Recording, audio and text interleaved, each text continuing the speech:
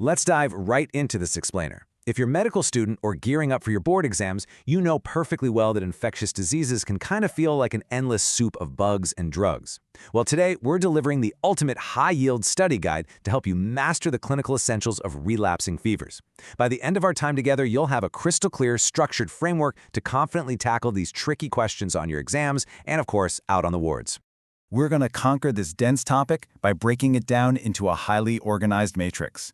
First, we'll cover the mechanism. Second, vectors and geography. Third, comparing clinical hallmarks. Fourth, a crucial warning about the Jarisch-Herxheimer reaction. And fifth, diagnosis and treatment basics. All right, part 1, the mechanism, specifically antigenic variation. Let's get right into the foundational pathophysiology here. Imagine you're on the wards. You've got a patient presenting with recurring, extreme high fevers. We're talking over 39 degrees Celsius, maybe even spiking all the way up to 43 degrees. They've also got an enlarged liver and spleen and mysteriously low platelets. But here's the catch. These severe febrile episodes are separated by completely normal fever-free periods lasting anywhere from 4 to 14 days. You really have to ask yourself, how is this bug surviving and repeatedly tricking the body? Well, it's all because of antigenic variation. The culprit here, the Borrelia spirochete, is basically a shapeshifter. During those days without a fever, the bacteria actually alters its surface lipoproteins to form an entirely new serovar. It's like putting on a new disguise. By the time your patient's immune system mounts the defense against the first wave, the pathogen has already changed outfits, sparking a brand new episode of high fever. This is absolutely the core concept of relapsing fevers. Moving on to part 2, vectors and geography, mapping the pathogens. Let's look at how these sneaky spirochetes actually find their way into us. We can sharply separate the major forms of this disease by how they spread. First up, we've got LBRF, or louse-borne relapsing fever. This one is caused exclusively by Borrelia recurrentis. It's carried by the human body louse, humans are the only reservoir, and it's often found in Northeast Africa or in refugee settings. But listen to this classic exam trick. The infection is not spread by the bite itself.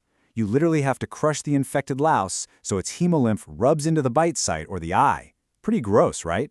Now contrast that with STRF, soft tick relapsing fever. This one's worldwide, involves the ornithodore's soft tick, and has a rodent reservoir.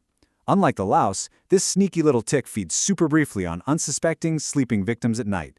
Your patient probably won't even know they were bitten. Then we have to add the third major player to your mental matrix, hard tick relapsing fever, or HTRF. This one is primarily caused by Borrelia miyamotoi.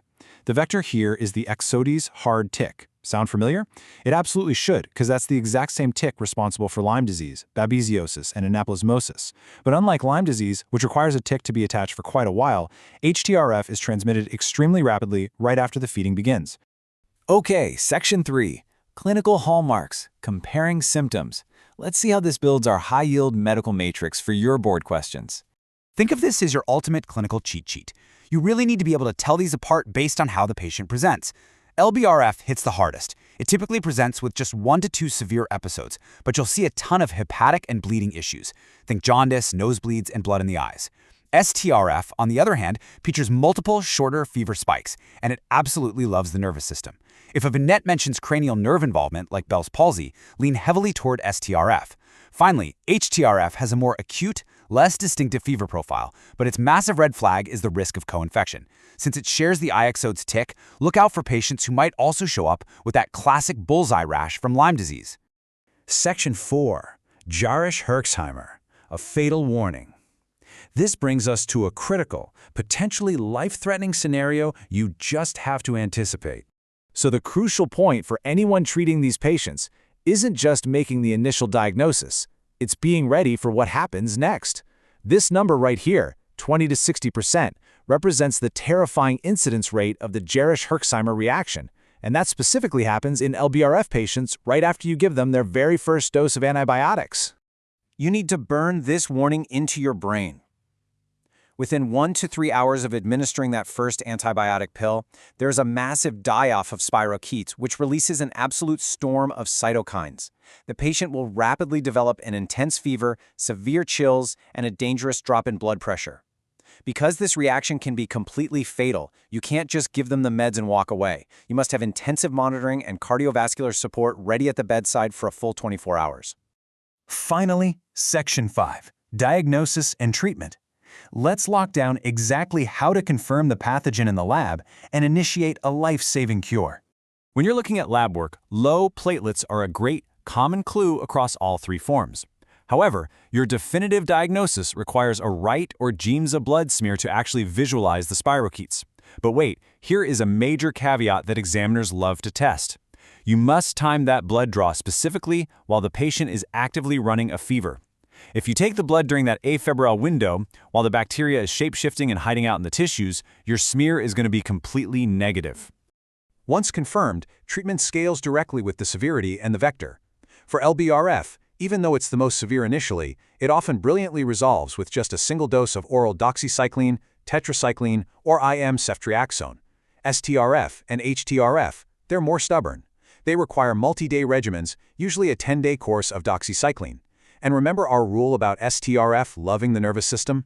The absolute second you see central nervous system involvement in any of these patients, you must immediately escalate to IV penicillin G or IV ceftriaxone.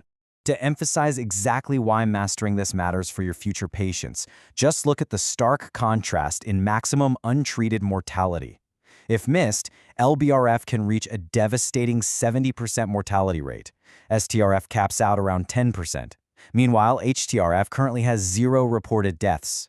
The vector dictates the danger for sure, but your rapid, accurate diagnosis dictates their survival. As we wrap up this explainer, I really want to leave you with a final thought for your exams and your clinical rotations. We've seen how Borrelia uses masterful antigenic variation to evade the immune system, using everything from crushed lice to fast-feeding ticks. So, the next time you see a patient with a tick-borne illness like Lyme disease, ask yourself, what other stealthy, relapsing co-infections might be hiding right under your nose? Keep asking questions, trust your matrix, and happy studying.